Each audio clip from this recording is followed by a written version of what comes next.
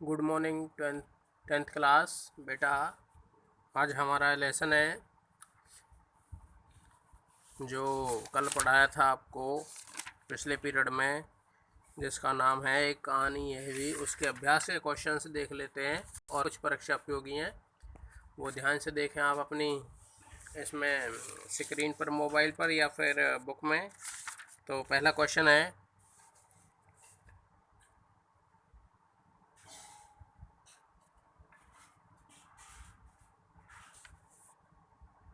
पहले क्वेश्चन में देख लेते हैं हम, लेखिका के व्यक्तित्व पर किन किन व्यक्तियों का और किस रूप में प्रभाव पड़ा। तो आंसर है बेटा, लेखिका के व्यक्तित्व पर उनके पिताजी और उनके अध्यापक शीला अग्रवाल, अध्यापिका करना यहाँ शीला अग्रवाल का विशेष प्रभाव पड़ा। उनके पिताजी ने उन्हें घर में होने वाली राजनीतिक सभाओं में भाग लेने के लिए प्रेरित किया। वह उनके साथ बैठकर सबके विचार सुनती है। उनके पिताजी साहित्य प्रेमी थे, इसलिए वह उनके पास रखी किताबें पढ़ती रहती थी। उनके पिताजी कई प्रकार के विचारों के स्वामी थे। उन सब का विशेष रूप से लेखिका पर प्रभाव पड़ा था। लेखिका जब कॉलेज गई तो वहाँ पर हिंदी की अध्यापिका शीला अग्रवाल ने उसका साहित्य से वास्तविक परिचय कराया। साथ में घर की राजनीतिक सभाओं से निकलकर देश की असली स्थिति से उसका परिचय कराया।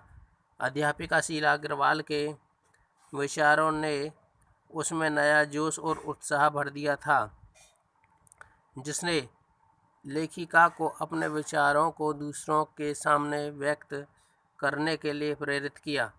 सेकंड क्वेश्चन है, इस आत्मकथ्य में लेखिका के पिता ने रसोई को भटियार खाना कहकर क्या संबोधित किया है। तो लेखिका के पिता रसोई को भटियार खाना कहते थे।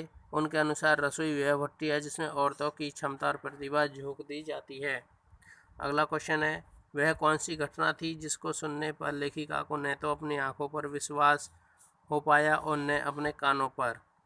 लेखिका जिस कॉलेज में पढ़ती थी उस कॉलेज से प्रिंसिपल का पत्र पिताजी के नाम आया था।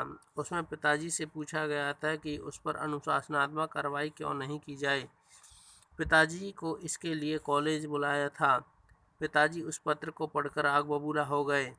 उन्हें लगा कि उनके 5 बच्चों में से लेखिका ने उनके नाम पर दाग लगा दिया। वे लेखिका पर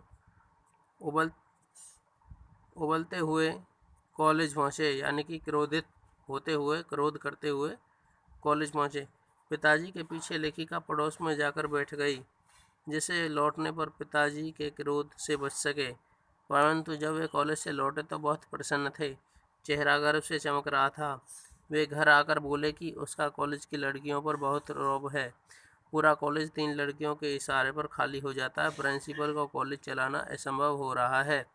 पिताजी को उस पर गर्व होने लगा कि वह देश की पुकार के समय देश के साथ चल रही है, इसलिए रोकना असंभव था। यह सब सुनकर लेखिका को न अपनी आंखों पर विश्वास हो पाया और न अपने कानों पर, परंतु यह वास्तविकता थी। अगला क्वेश्चन है क्वेश्चन नंबर 4। लेखिका की अपने पिता से वैचारिक टकराहट को अपने शब्दों में लिखिए। तो ये है, लेखिका के पिता दोहरे व्यक्तित्व के व्यक्ति थे।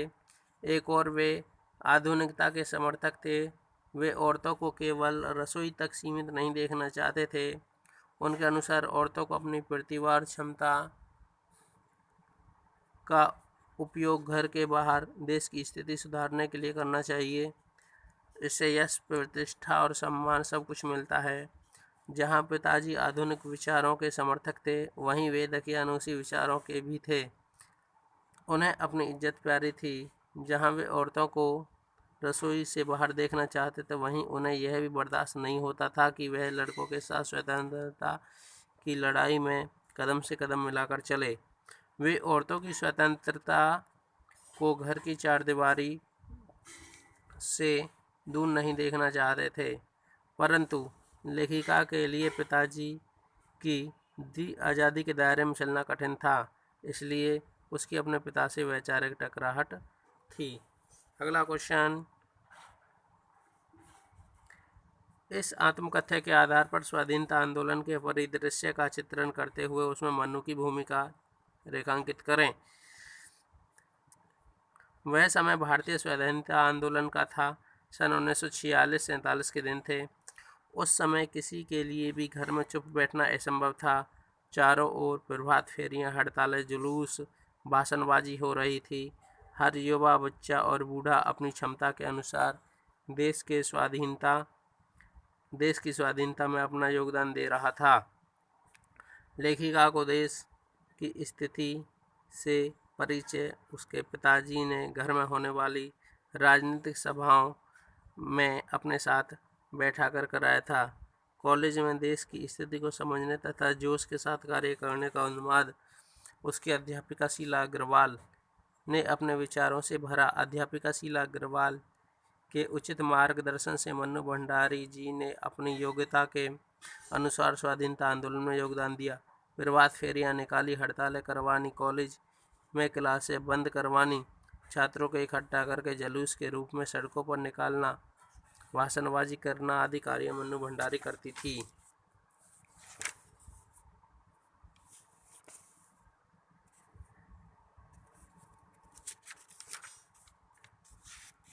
आदि कार्य मन्नू भंडारी ने उस समय किए। उस समय उनकी रगों में आज़ादी का लावा बह रहा था। उस लावे ने उनके अंदर के भय को समाप्त कर दिया था। इस तरह उस मन्नू भंडारी ने स्वाधीनता आंदोलन में अपना योगदान दिया। परीक्षा उपयोगी क्वेश्चन बेटा आगे। पहला क्वेश्चन है, अजमेर से पहले लेखिका का परिवार कहाँ रहता था, उसकी आर्थिक स्थिति कैसी थी? अजमेर से पहले लेखिका का परिवार इंदौर में रहता था। इंदौर में रहते हुए उनकी आर्थिक स्थिति अच्छी थी।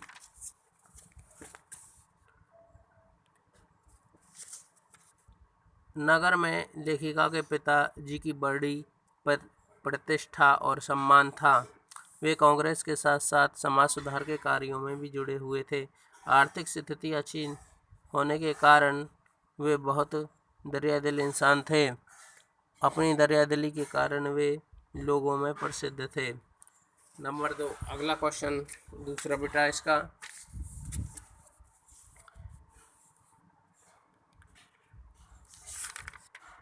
घर की गिरती अर्थव्यवस्था ने पिताजी के व्यक्तित्व पर क्या प्रभाव डाला? इंदौर में पिताजी को एक बहुत बड़ा आर्थिक झटका लगा था, जिसके कारण इंदौर से अजमेर आ गए। यहाँ उन्होंने अपने हिम्मत और हौसले से अंग्रेजी हिंदी शब्दकोश तैयार किया। यह अपनी तरह का पहला शब्दकोश था। इस शब्दकोश ने पिता को यश बहुत दिया, परंतु धन नहीं दिया। इससे उनकी स्थिति खराब होती गई। खराब होती आर्थिक स्थिति ने उनके व्यक्तित्व के सकारात्मक पहलुओं को निचोड़ना शुरू कर दिया।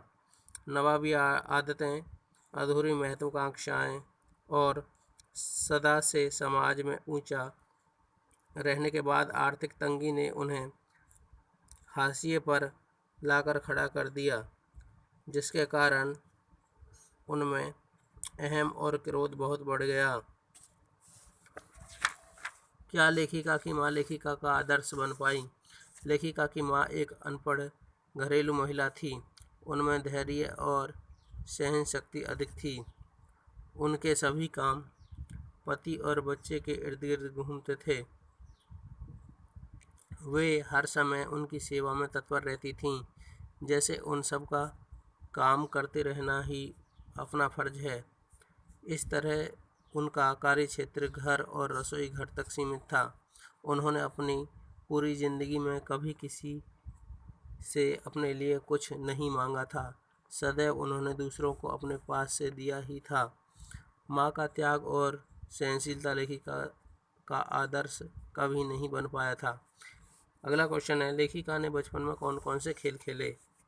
तो लेखिका ने बचपन में बेटा वह अपनी बड़ी बहन सुशीला के साथ मिलकर घर के आंगन में सतोलिया, लंगड़ी टांग, पकड़म पकड़ाई, काली टीलो आदि खेल खेले। सहेलियों के साथ मिलकर गुड्डे गुडियों के ब्याह भी रचाए। भाइयों के साथ गिल्ली डंडा, पतंग उड़ाने और कांच पीसकर मांझा सूतने का काम भी किया था। इस तरह लेखिका ने बचपन में सभी खेल खेले थे जो अधिकतर सभी बच्चे खेलते हैं। 5वां क्वेश्चन है, लेखिका के पिताजी लेखिका को अपने साथ क्यों रखना चाहते थे? सुशीला की शादी और दोनों भाइयों के आगे पढ़ने के लिए बाहर जाने के बाद लेखिका घर में अकेली रह गई थी। उसके अकेले रह जाने पर उनके पिताजी का ध्यान उन पर गया। वे उसे घर के कामों में नहीं लगाना चाहते थे।